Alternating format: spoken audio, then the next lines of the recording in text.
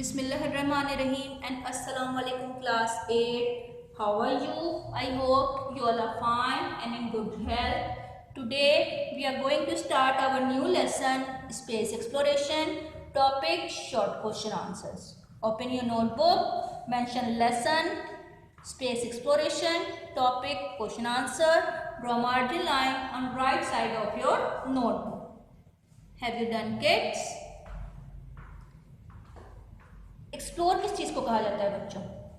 Explore का क्या मतलब होता है? एक्सप्लोर का मतलब होता है फाइंड समथिंग.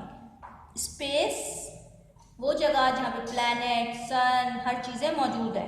ठीक है, यानी स्पेस को एक्सप्लोर करना, to find new things in the space is called space exploration.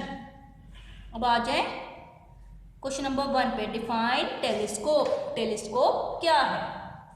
Answer, सबसे पहले हेडिंग लिखें बच्चों टेलीस्कोप की. The instrument which is use for observing distant object is called telescope. Distant का मतलब होता है दूर की चीजें. वो इंस्ट्रूमेंट जो कि दूर की चीजों को देखने के लिए इस्तेमाल किया जाता है, दैट इज कॉल्ड टेलीस्कोप. और इस टेलीस्कोप को पहली दफा गैलीलियो नाम के साइंटिस्ट ने इन्वेंट किया था और 1610 यानी 1610 में इस टेलीस्कोप का इस्तेमाल किया था. ठीक है, तो टेलीस्कोप क्या है बच्चों? वो इंस्ट्रूमेंट है जो कि डिस्टेंट ऑब्जेक्ट को देखने के लिए इस्तेमाल किया जाता है. और इसको पहली दफा किसने इन्वेंट किया था? गैलीलियो नाम के साइंटिस्ट ने इन्वेंट किया था 1610 में. टेलीस्कोप बच्चों दो तरह के होते हैं. एक को कहा जाता है रिफ्लेक्टिंग टेलीस्कोप, एक को कहा जाता है रिफ्रैक्टिंग टेलीस्कोप. ठीक है, अब हमने क्वेश्चन नंबर 2 में रिफ्रैक्टिंग टेलीस्कोप के बारे में शॉर्ट नोट लिखना है. आंसर, सबसे पहले हेडिंग देनी है रिफ्रैक्टिंग टेलीस्कोप की. It consist of a long tube. Refracting telescope क्या होता है? It consist of a long tube with 2 lens. एक लंबी ट्यूब होती है जिसमें 2 लेंस मौजूद होते हैं, यानी हर साइड के ऊपर एक लेंस मौजूद होता है, हर सिरे के ऊपर एक लेंस लगा हुआ होता है. The lens which refract light coming from distant object at point is called objective lens. The lens which reflect light, वो लेंस जो कि डिस्टेंट ऑब्जेक्ट से आ रही रोशनी को फोकस के ऊपर रिफ्लेक्ट करता है, उसको कहा जाता है ऑब्जेक्टिव लेंस. और वो लेंस जिसे हम उस चीज़ की इमेज, उस डिस्टेंट ऑब्जेक्ट की इमेज को देखते हैं, that is called an eyepiece. Okay, क्या है refracting telescope?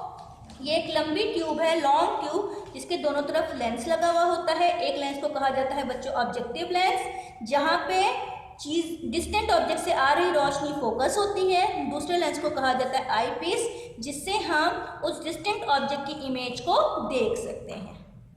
Question number 3, what is Hubble space telescope? Hubble space telescope क्या है? Hubble space telescope is the first space based reflecting telescope. Hubble space telescope वो पहला space based telescope है जिसको 1990 में launch किया गया था. It orbit the earth at the height of 600 kilometre.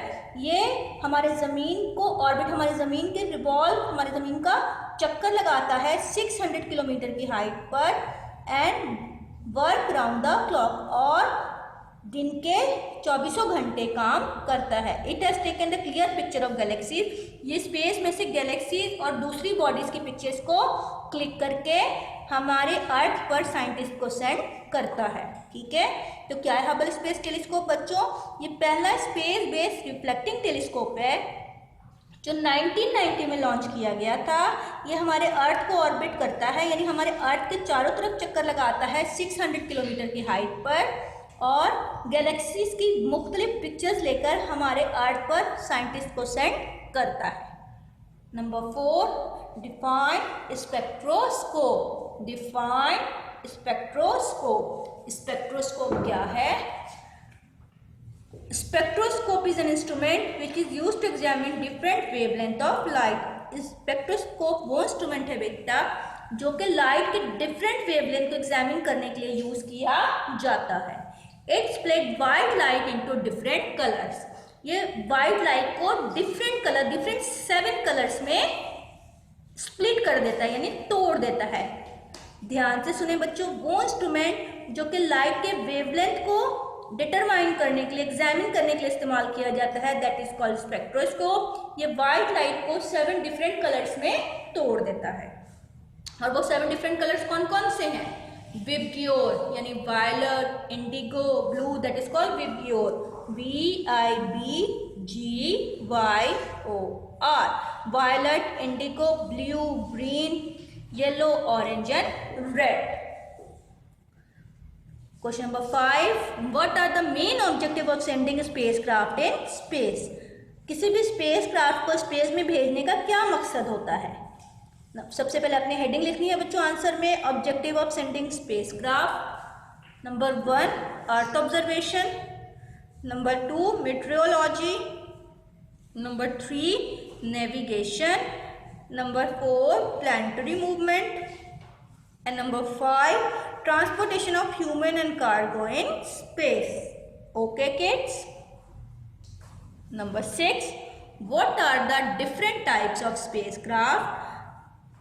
Answer, there are 2 types of spacecraft. Spacecraft 2 तरह के होते हैं, एक को कहा जाता है रोबोटिक स्पेसक्राफ्ट, दूसरे को कहा जाता है मैन स्पेसक्राफ्ट। ठीक है बेटा, there are 2 types of spacecraft, one is robotic, other is man। यानी कि आपको बेटा नाम से ही नजर आ रहा है दैट एक रोबोटिक होगा और एक मैन्ड होगा, यानी एक वो स्पेसक्राफ्ट होगा जो इंसानों को लेकर स्पेस में जा रहा होगा और एक वो स्पेसक्राफ्ट होगा जिसके अंदर रोबोटिक मूवमेंट मौजूद होगा। Number 7, write a short note on man spacecraft. Answer, man spacecraft carry humans and equipments to the space. Man spacecraft क्या करता है? इंसानों को और मुख्तलिफ इक्विपमेंट्स को स्पेस में लेकर जाता है। दी स्पेसक्राफ्ट आर लार्जर, ये स्पेसक्राफ्ट बहुत बड़ा होता है और इसके स्पेशली बिल्ड कंपार्टमेंट्स होते हैं which have facilities necessary for human survival. और उस कंपार्टमेंट में वो तमाम फैसिलिटीज़ मौजूद होती हैं जो कि ह्यूमन सर्वाइवल के लिए ज़रूरी हैं, जैसे कि oxygen, pressurise cabins. Number 8, write a short note on robotic spacecraft. Answer, सबसे पहले आपने हेडिंग लिखनी है रोबोटिक स्पेसक्राफ्ट की। ठीक है, सबसे पहले हेडिंग क्या लिखेंगे? Robotic spacecraft. अब आ जाएं, robotic spacecraft is controlled from centre of earth. Robotic spacecraft को अर्थ से कंट्रोल किया जाता है। Voyager 1 and Voyager 2 were 2 robotic spacecraft which are used for collecting data about Mars and Jupiter. Voyager 1 and Voyager 2 वो 2 robotic spacecraft हैं जिसको space में send किया गया था मार्स और जुपिटर के डेटास को इकट्ठा करने के लिए। ठीक है, क्या है रोबोटिक स्पेसक्राफ्ट? रोबोटिक स्पेसक्राफ्ट को अर्थ से कंट्रोल किया जाता है और वॉयेजर 1 एंड वॉयेजर 2 वो 2 रोबोटिक स्पेसक्राफ्ट थे जिनको स्पेस में भेजा गया था 2 प्लैनेट्स मार्स और जुपिटर्स के डेटास को कलेक्ट करने के लिए। ओके किड्स, आ जाए क्वेश्चन नंबर 9 पर। क्वेश्चन नंबर 9 है, what are the main objective of exploring space? Answer, common objective of exploring space include advancing scientific knowledge, ensuring future survival of humanity and developing defense capabilities. I will repeat, common objective of exploring space include advancing scientific knowledge. Space में नई नई चीज़ों की खोज का क्या मकसद है? बेटा, स्पेस में नई नई चीज़ों की खोज का मकसद क्या क्या है? पहला, एडवांसिंग साइंटिफिक नॉलेज, अपने साइंटिफिक नॉलेज को एडवांस करना, बढ़ाना। Ensuring future survival of humanity, इंसान के फ्यूचर सर्वाइवल को इंश्योर करना, और इसके साथ साथ developing a defence capabilities. Question number 10, how space exploration is helpful in locating minerals and fossil fuels? Answer, deeply buried minerals and fossil fuels like coal, petroleum and natural gas and underground water reservoirs can be located with the help of satellite. This study is called as remote sensing. Deeply buried minerals जैसे कि fossil fuels, कोल, petroleum, natural gas जैसे, या underground water reservoirs को locate करने के लिए satellite का इस्तेमाल किया जाता है। यानी ज़मीन के अंदर दफन मिनरल्स और फॉसिल फ्यूल्स को लोकेट करने के लिए सैटेलाइट का इस्तेमाल किया जाता है और इसको कहा जाता है remote sensing. Question number 11, what are the benefits of space exploration in the field of health and medicine? Answer, सबसे पहले आपने हेडिंग लिखनी है बेटा हेल्थ एंड मेडिसिन की, ठीक है, उसको अंडरलाइन करना है। अब नीचे आ जाएं। Space exploration has enabled man to develop medical devices such as WAP-10 hand held intensity LED units. These machines are used for getting relief in muscles, pain and arthritis. Space exploration की मदद से इंसानों ने कई नई नई medical devices बनाई हैं, जैसे WAP-10 hand helded high intensity LED units. ये वो मशीन्स हैं जिनका इस्तेमाल मसल्स, जॉइंट्स या अर्थराइटिक पेन को ख़त्म करने के लिए किया जाता है।